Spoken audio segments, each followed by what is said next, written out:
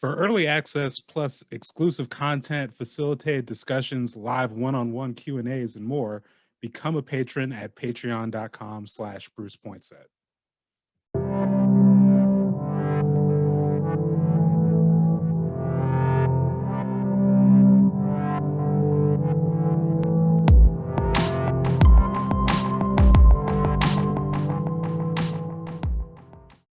Welcome to Some Shit I Read. I'm your host, Bruce Poinsett, and this is the show where we take passages from literature, break down why they're meaningful to me, but more importantly, how we can take this info into all of our daily lives and movements. Today, I am doing Can't Stop, Won't Stop by Jeff Chang. Let's get into it.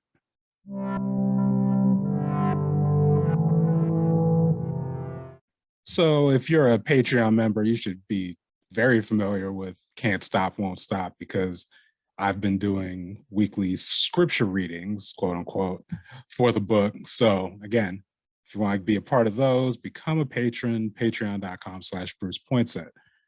Anyways, I want to give credit to finding this book to Walida Imarisha, because she was the one who introduced me. And it was actually for covering her presentation, Break It Down, which let me pull up right here for you all. So yeah, she had a presentation for Oregon Humanities for a moment in time called Break It Down, which explored the, not just the history of hip hop, but the economic roots of that really spurred on this history, and specifically the one, benign neglect, on which is basically denying or not applying public services to the South Bronx, but then also the Cross Bronx Expressway cutting through the heart of the South Bronx, which was mostly Black and brown, as a way of, one, spurring on white flight, but then also, again, just this pattern of benign neglect and basically abandoning the people there, and spurring on rapid gentrification. So it was really informative for me. In addition to that history with Walida's presentation, was also the way she connected it to the history of Portland. So similar to the way the Cross Bronx Expressway cut through the heart of the South Bronx, Portland had that history with the I-5 freeway cutting through the heart of, the Black neighborhood. And actually a number of events similar. First was the I-5 freeway, then the Memorial Coliseum, then Legacy Emanuel Hospital, and other, massive gentrification events and ongoing gentrification policies that have basically, split apart and really just caused chaos to Portland's Black community, among others. So, like I said, just the similarities are really, unfortunate, but also, juicy to dig into, just as someone who studies these things. And I finally got to actually reading the book Can't Stop, Won't Stop this year. And again, it's a great piece of history. And I want to credit Jason Graham, aka Mosley Wada, who's an artist out of Bend, who describes it as thicker than a Bible with more gods. And, as someone who's felt so compelled once he started reading it to do weekly scripture readings for my patrons, again, patreon.com/Bruce Poinsett, I would say that so far it's pretty accurate.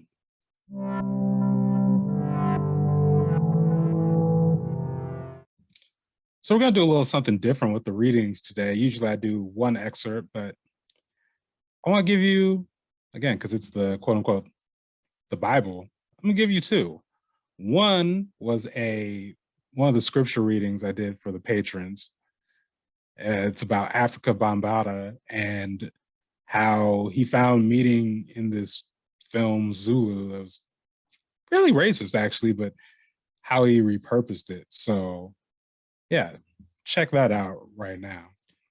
Bambaataa was coming of age in an accelerated popular culture, a quantum explosion in sounds and images. He began imposing his own order on the chaos of representations. As a youth, he became fascinated with the 1964 movie Zulu, a Michael Caine vehicle recounting the 1879 siege of Rorke's Drift in natal South Africa. The battle remains a celebrated moment in the military history of the British Empire, an unlikely triumph of 100 redcoats defending a lonely colonial outpost against an overwhelming onslaught of 4,000 Zulus. Indeed, Rorke's Drift is remembered as something like the Queen's Fort Apache, an Alamo where the whites actually won. Zulu is told exclusively from their point of view. There are hundreds of African extras, but not a single Black role of any consequence. In the climactic scene, the red-suited soldiers stand with their bayonets arrayed silently before a pile of Black bodies. A dark tide stopped at the very lip of their boots. Had the movie been released 2 decades later, after civil rights and Black power, activists might have boycotted it. But when the young Bambaataa saw it in the early 60s, he was captivated.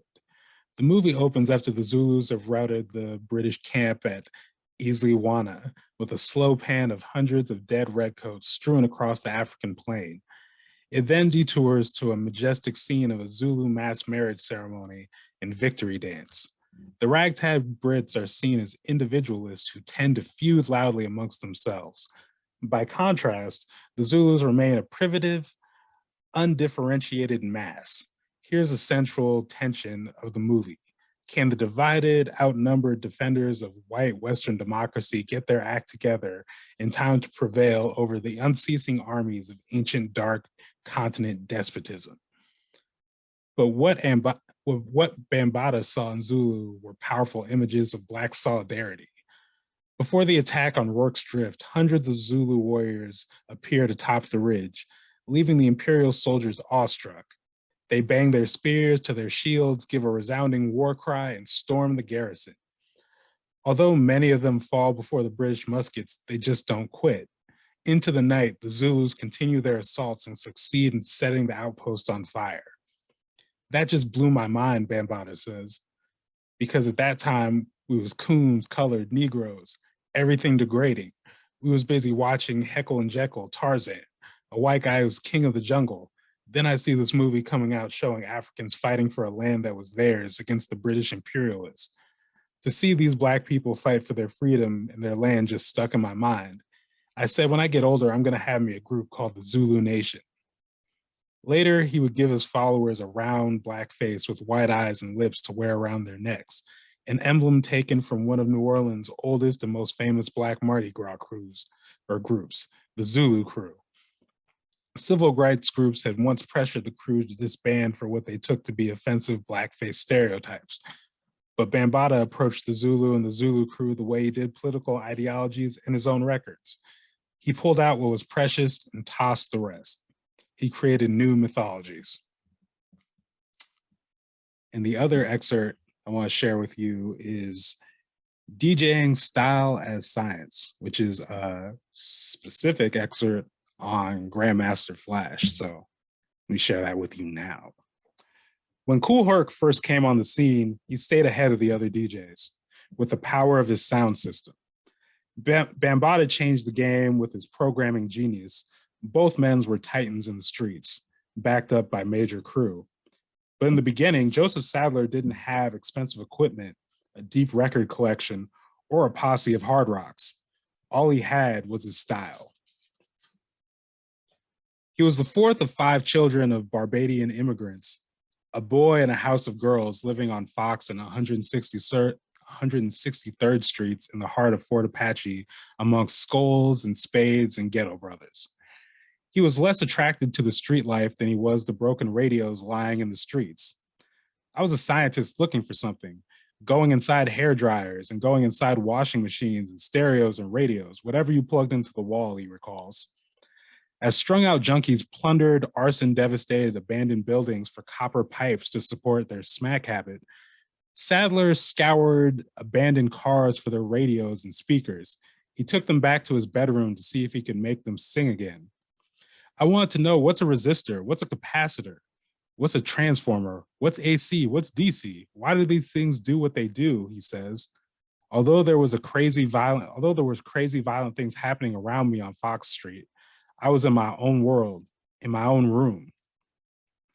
Sadler wouldn't go to Cool Herc or DJ Pete Jam to get high, holler at the girls, or be seen. He hung back in the cut and took it all in: the DJ, the crowd, the equipment, the music.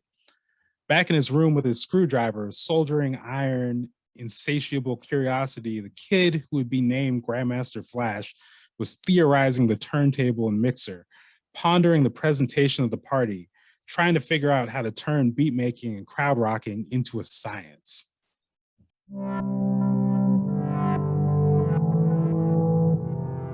So let's discuss these passages, shall we? I think Bambaata's approach of, taking what works and throwing away the rest is really an unspoken principle of survival in a white supremacist society. Just about everything we consume is tainted by white supremacist ideals. So you have to learn to put things in context and be able to take away what's useful. In Che Guevara's guerrilla warfare, he laid this out in literal terms because part of it was learning the lay of the land. Taking your enemy's weapons and using them against them, as well as taking your enemy's resources and using them to replenish yourselves and your cause. And we all do this to one degree or another. Obviously it's a little less dramatic than an example of literal guerrilla warfare, but as someone who grew up in a town nicknamed Lake No Negro, I certainly learned how to take lessons. So in many ways, this actually connected me with, that story of Grandmaster Flash studying the science of DJing in his room, going to parties and just observing and picking this up to, be able to use it to, become the legend that he is one day. So I spent so much of my time isolated in LO that I really learned by observing and just picking up things and, understanding I might be able to use this later. So I guess most specifically, of course, learning how white people work, learning, what people will do to protect their power, especially if they think they can easily get away with it. You learn how people speak, both, the subtleties in their words, the unspoken things, but also in their actions. And you get good at identifying the weaknesses in these constructs, in these systems.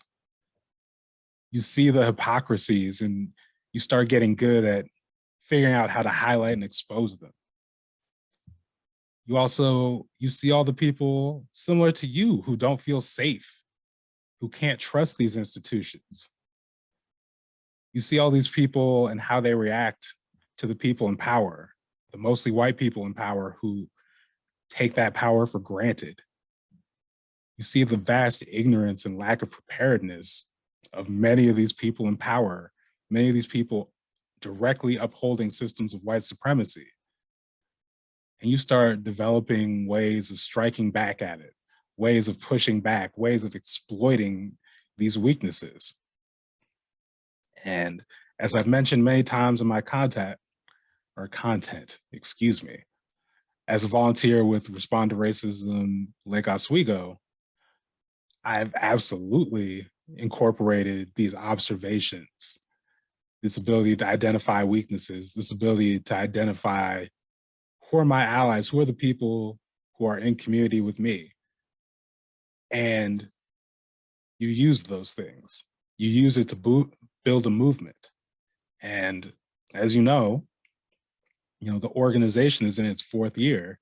So I'd like to think that not just myself, but all of us who are a part of this work are, using that information, using those observations to, build the world around us that we want to see, and continuing to grow this movement.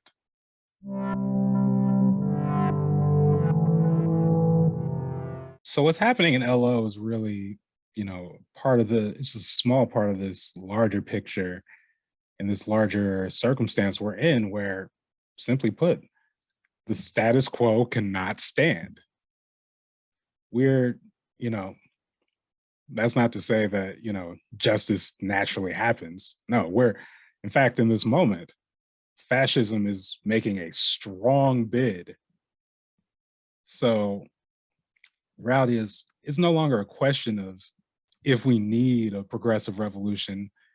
It's a question of whether we can pull it off fast enough to, stop the spread of fascism that is a very immediate threat to all of our livelihoods and, the futures of our children and grandchildren. But in order to enact that, it's not just a matter of providing outlets for anger and frustration. It's taking that same energy, described that by Bambaataa as he, or described about Bambaataa, and how he took that movie Zulu of all things as a way to, again, pulling what was useful from that to create a container for creating an alternative culture, for creating something to speak to the people who weren't being spoken to. And we have to think that same way. How do we create something to not just live, but fight for? How do we create something that really inspires people to think beyond just this perpetual battle between the status quo and a rapid descent into fascism? Because that's how, if the status quo doesn't work, that's how you sell fascism to people. You sell it as order. But, again, I'm a strong believer that in order to get to the world we want to see, we must move through the world as it is. While every region has its own, unique features and personality, the fact is there is a universal need for serving people's needs, inspiring their aspirations, and feeding their creativity. Hip hop did that. In the early days, you had, youth gangs who came together for their own security and need for structure. But then DJs and these huge figures like Kool Herc and Bambaataa in their parties, in that culture that, they created space for. They made these containers for these young kids to, compete for that status, for them to feed their creative energy in a positive way. Now, obviously, when we talk about Herc, when we talk about Bambaataa, when we talk about Grandmaster Flash, we're talking about historical figures. We're talking about titans of culture, visionaries. We most likely will not be these people, myself included. But what we can all do is ask ourselves, how can we support these ecosystems that create these bigger visions? How can we create or secure meeting space? How can we get digital real estate to support this type of creativity and expression, and all the people who are looking for, spaces and containers to, create the next big thing, or to just, again, serve those needs that hip hop so served. And sometimes, again, it's moving through, it's taking what's around us and repurposing it to have the conversations we need to have and to create the spaces we need to create. And it can be sometimes in the things you least expect. Like, if you ever wonder, why is your favorite leftist intellectual talking about Kevin Samuels or the Real Housewives of wherever? It's an act of repurposing. It's taking what people are focusing on. It's taking pop culture and repurposing it for a deeper discussion. using the tools around us, using the quote unquote enemy's tools to, nourish us, or well, not to nourish us, but using it against the enemy, these larger systems of distraction, using it in ways where if this is what people are talking about, then let me reach them there. So, maybe some people, they're hungry for this information, but they don't want a lecture. They don't want, something that feels too academic. So use what's around you. And, we spend this time scoffing at it. But again, we don't necessarily have to be the people that say, well, it's my responsibility to do a deep dive into, relationship scams or relationship expert scams. We can all, more importantly, no matter what form it takes, just abide by this simple principle in these systems that are messy. Take what's useful and throw away the rest. The fact is, the opportunities are all around you.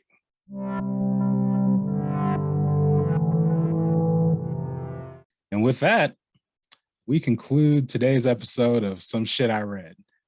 Remember, please like, share, subscribe, and definitely share your thoughts in the comments. Have you read Can't Stop, Won't Stop? Do you agree it should replace the Bible? Are you furious at me for suggesting such blasphemy?